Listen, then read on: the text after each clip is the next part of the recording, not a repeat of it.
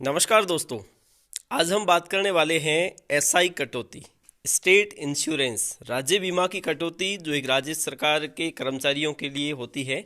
जैसा कि आप सबको पता होगा कि 2004 के बाद उस पुरानी पेंशन व्यवस्था को बंद कर दिया गया था और उसके बाद में एक एनपीएस लागू किया गया था। और राज्य कर्मचारियों को वर्तमान में अगर देखा जाए तो एनपीएस से बेहतर विकल्प एसआई का है।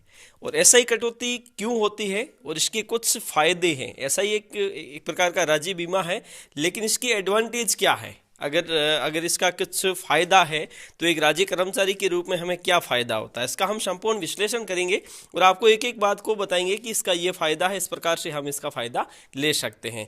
तो वीडियो को लास्ट तक देखना और चैनल को सब्सक्राइब नहीं किया तो अवश्य कर लीजिए, क्योंकि आगे भी आपको इसी प्रकार के कई वीडियो मिलने वाले हैं।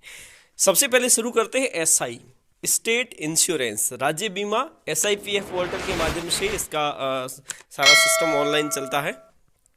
तो ये यूं कह सकते हैं कि ये राजस्थान में राज्य बीमा की एक महत्वपूर्ण पॉलिसी है। जो सरकारी कर्मचारी इसके अंतर्गत अपनी डिडक्शन करवा सकते हैं और ऐसे स्लैब के अनुसार जो समय समय पर परिवर्तित भी होती रहती है और उसमें कुछ आवश्यक बदलाव भी किए जाते हैं। ठीक है। और ये दरअसल एसआई बीमा जो होता है ये जब किसी कर्मचारी का स्थायीकरण हो जाता है, मतलब जैसे कि किसी कर्मचारी की प्रोबेशन की अवधि में उसे एसआई कटौती नहीं करवानी होती है और जैसे ही उसका स्थायीकरण होता है 2 साल के बाद प्रोबेशन कंप्लीट होने के बाद में, तो अगला जो मार्च महीना आएगा, जैसे कि फरवरी में प्रोबेशन होता है तो मार्च में, और अगर अप्रैल में होता है तो अगला वापस मार्च जब आएगा उस समय पहली एसआई कटौती उसकी शुरू की जाती है। और ये राज्य सरकार के द्वारा समय समय पर निर्धारित की जाने वाली एसआई कटौती और स्लैब जो होता है वो आपके बेसिक पे के आधार पर निर्धारित किया जाता है। उससे आगे भी आप कटवा सकते हैं, 2 स्टेप आगे।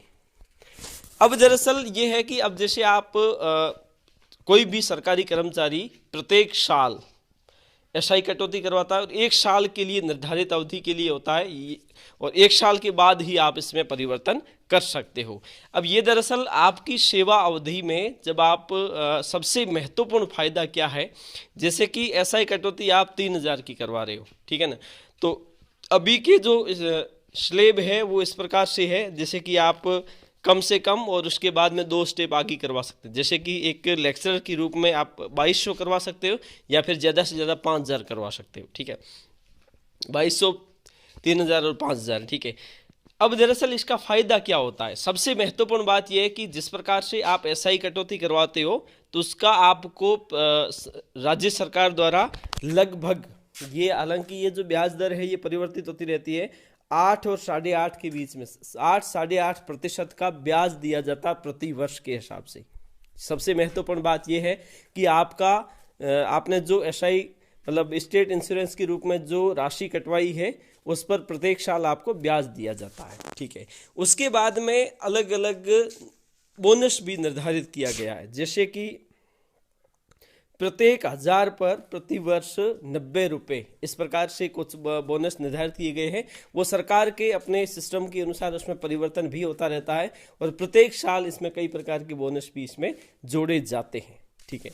इसके अलावा क्या होता है कि जैसे आपकी सेवा अवधि में अगर आपको लोन की आवश्यकता है तो लोन की आवश्यकता है तो उसके लिए क्या है कि आपका जो कुल जमा होगी राशि, उसमें पहले तो 90% का लोन दिया जाता था, लेकिन अब उसको घटाकर 60% का किया गया। जैसे कि आपने अब तक एसआई कटौती के रूप में 2 लाख रुपए कटवाए हैं, तो ऐसी स्थिति में आपको कुल जमा राशि का 60% है जो 1,20,000 आपको लोन दे दिया जाएगा। ऐसी सुविधा और इस लोन पर सरकार आपसे ब्याज लेती है और इसकी जो वापस आपको भरने की अवधि होती है वो दरअसल 48 महीने यूँ कह सकते हैं, या फिर अगर आप 2 साल में भरना चाहे तो 2 साल में भर सकते हो और उसको आसान किस्तों में परिवर्तित कर दो और उसके बाद में जैसे ही आपका लोन किस्त चुक जाता है तो उसके बाद में आपको अलग से ब्याज अलग से कटवाना होता है।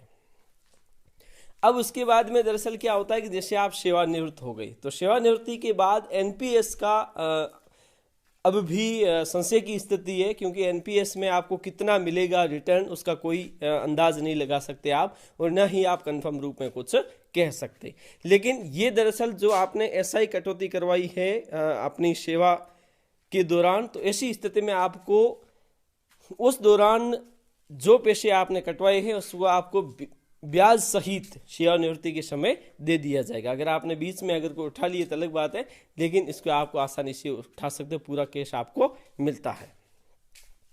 अब दरअसल भगवान न करे और कोई नहीं चाहता है, बाई चांस अगर किसी कार्मिक की मृत्यु हो जाए, उस स्थिति में क्या होता है, पहली और महत्वपूर्ण बात है कि आपकी जो जमा राशि है, आपके सेवा काल में आपकी जो जमा राशि है, एक तो आपको उसका दोगुना पैसा मिलता है। उसके बाद में जिस वित्त वर्ष में उसकी मृत्यु हुई है, उस कार्मिक ने कौन से स्लैब के अनुसार कटौती करवाई है, ठीक है। जब आप स्लैब को चुनते हो तो एश्योर्ड इंश्योरेंस उसके सामने जस्ट आता है। जैसे कि मैंने 3000 की एक लेक्चरर के रूप में, हालांकि 2200 होता है, एक स्लैब आगे अगर करवाते हैं तो वहाँ पे आ रहा था 11 लाख, ठीक है। तो 11 लाख रुपए उस वित्त वर्ष में, जिस वित्त वर्ष में किसी कार्मिक की मृत्यु होती है, और उस स्लैब के अनुसार जो एश्योर्ड इंश्योरेंस है, तो 11 लाख रुपए का अमाउंट उसे एक एज बीमा राशि के रूप में दिया जाता है।